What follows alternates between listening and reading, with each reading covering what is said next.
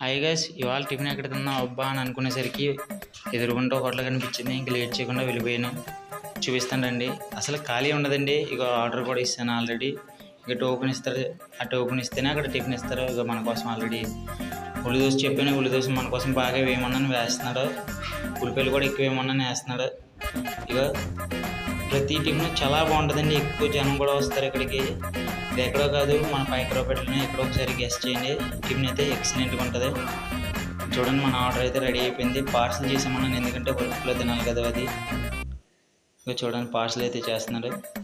చట్నీ కూడా ఎక్కువ కట్టమన్నాను, కడుతున్నాడు.